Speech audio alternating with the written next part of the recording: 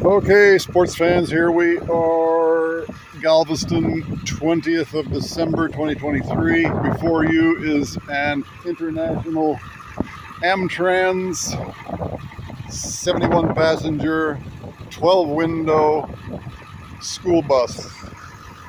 Has the 7.3 T444E, which is the same basic platform as the Ford Power Stroke. It's all made by Navistar. This is currently for sale. Runs and drives.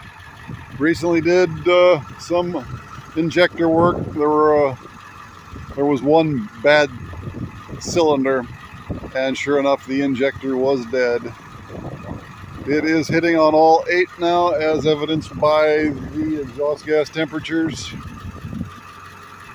I have a pending sale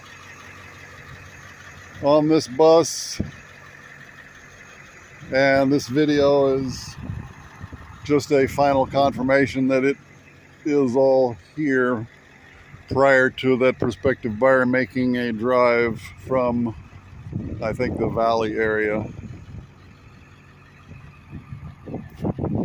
A pretty solid bus for a 2001. No rust of any consequence.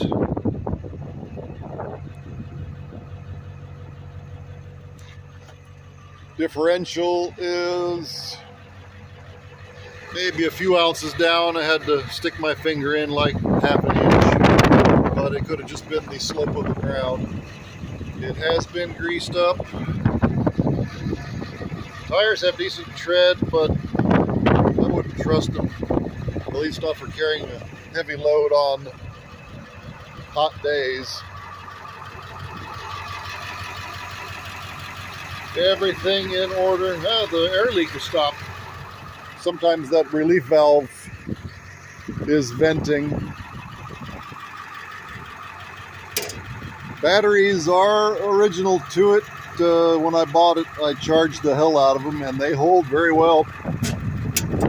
I left it with the batteries connected and spent 3 months in Guatemala thinking they would be dead, but it started with a bump of the key. So batteries are pretty much okay, to the best of my knowledge. I mean, they are older, but they are they're very heavy, so I'm sure they're kind of a modified deep cycle.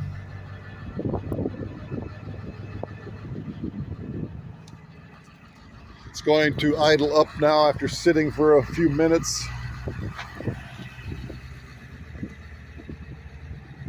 Smoke. No smoke. Piece of the rubber bumper trim is gone there, and the metal trim is gone. It does have some peeling paint.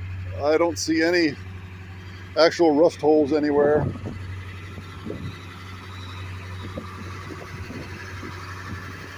All right, we'll take it for a spin. I have emptied it a little bit just to show you here. Nothing terrible. The seats are old and dirty, but perfectly usable if you wanted to put it back into passenger service. And Eureka, the gauges, oh, well, some gauges. Voltmeter has come back to life. I'm not sure about the temperature meter. Oil pressure has come back to life. I think the tachometer works. Anyway, it does have gauge dropout like all of the older Internationals. I'm going to try to get my seatbelt on with one hand here. Take it for a little spin. See if the windshield wipers. Yeah, I don't know if the fuse is bad or Wipers did work on a previous video.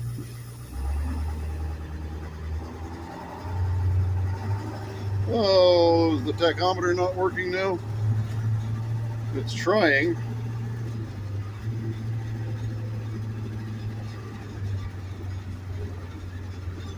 It had been only the fuel gauge and the air pressure gauges working. So this is progress of a sort. Although I'm thinking maybe the coolant temperature may be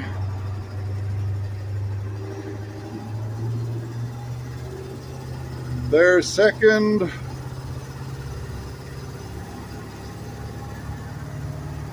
Third. Does track straight. One finger effort.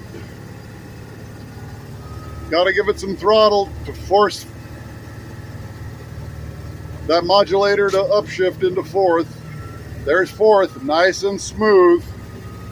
Should be about 35 miles an hour there.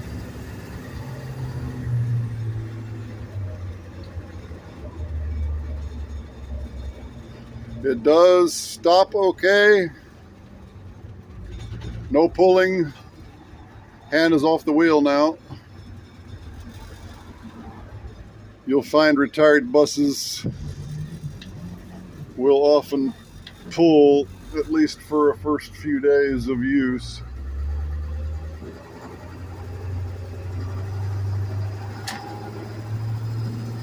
Sorry about the speedometer. Suffice to say, they only go about 55 to 60 comfortably, so when you feel that engine roaring, you're probably at 55, so you don't really want to go much faster than that. Has a nice turbocharger or whistle.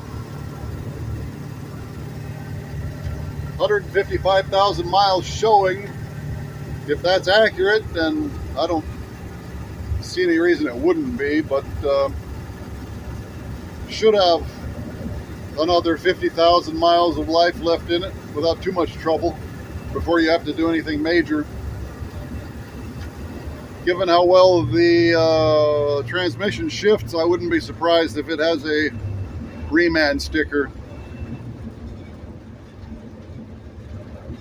The last batch of buses I bought, they all had Reman stickers from Chalk's Truck Parts in Houston. And these transmissions usually last about 150 to 175,000 miles in Houston hot weather. And there we have FM 3005.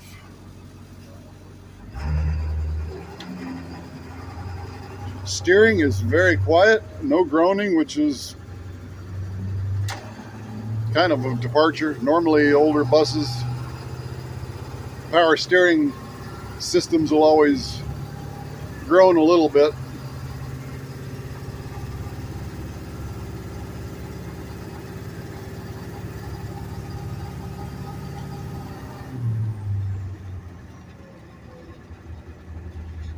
Very nice running bus. I was almost going to set up shop in this one and sell my other one.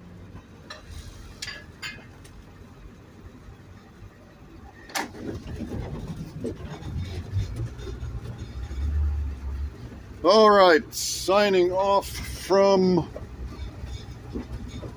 Galveston. This is 2001 Amtrans International School Bus. 7.3 with an Allison 545.